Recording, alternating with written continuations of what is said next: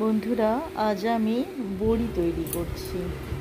তো কীভাবে করছি সেটাই আপনাদেরকে দেখাবো। এখন আমি ডাল বাটাটা খুব ভালো করে ফেটিয়ে নিচ্ছি।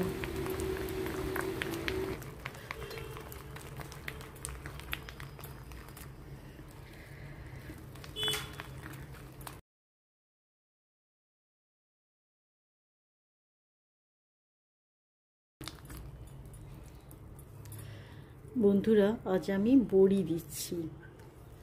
তো এই যে ডালটা সারা রাত ভিজিয়ে রেখেছিলাম, তারপরে পেস্ট করে নিলাম। এরপর ডালটাকে খুব ভালো মতো ফেটাতে হবে। যত ফেটাবো বড়িটা হালকা হবে।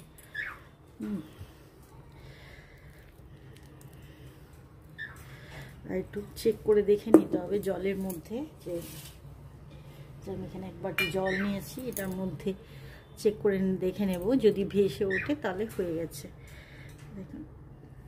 দেখুন বড়িটা ভাসছে, তার মানে ঠিকই আছে, এবার বড়িটা দেওয়া যাবে। আমি এটা তুলে নিলাম। আর এটার মধ্যে তেল মাখিয়ে রেখে দিয়েছি। তেল মাখিয়ে দিয়েছি, আর এইভাবে বড়িটা দেব। আমার বাজারে কেনা বড়ি খেতে একদম ভালো লাগে না, ওরা কি কি মিশিয়ে দেয় সেই জন্য। আমি এরকম ছোট্ট ছোট্ট ছোট্ট ছোট্ট করে বড়িগুলো দিয়ে দেব।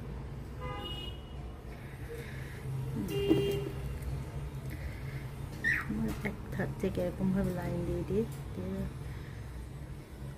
বাড়িতে বানানো বড়ি খেতে খুবই টেস্টি হয়।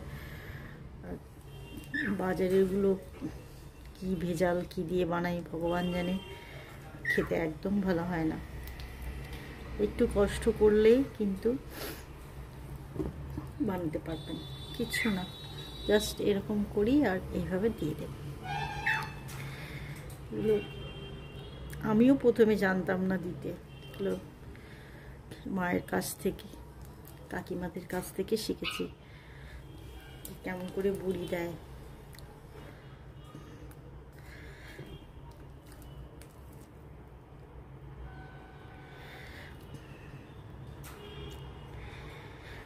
এইভাবে বড়িটা দিতে থাকবো। থালায় দিয়েছি, অনেকে কাপড়েও দেয়, কাপড়েও দিতে পারেন, কিন্তু এখানে আমার কাপড়ে দিলে অসুবিধা আছে, শুকোতে পারবো না বড়িটা। থালায় দিলে ব্যালকনির মধ্যে রোদ আসে, ওখানে আমি থালাটা নামিয়ে দিলেই হয়ে যাবে।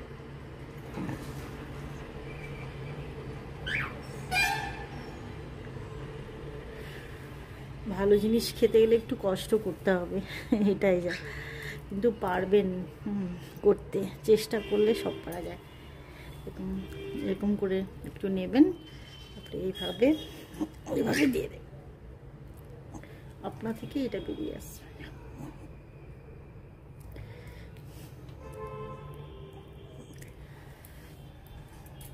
আমার বড়ি দেওয়া কমপ্লিট। এইভাবে ছোট্ট ছোট্ট করে দিয়ে দিলাম। আর এই ব্যালকনিতে রোদ এসে গেছে, এই রোদেই শুকিয়ে যাবে।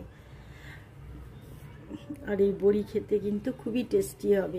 এর সাথে তো আমি অন্য কোনো কিছু মেশাইনি, শুধু এটা ডাল দিয়েই বানানো।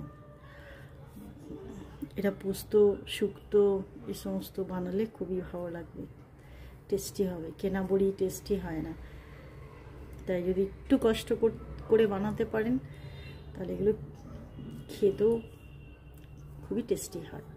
তো এগুলো এবার আমি শুকিয়ে নেব। 2 দিন লাগবে শুকোতে, আজকে সারাদিন লাগবে আর কালকে একবেলার মধ্যেই শুকিয়ে যাবে।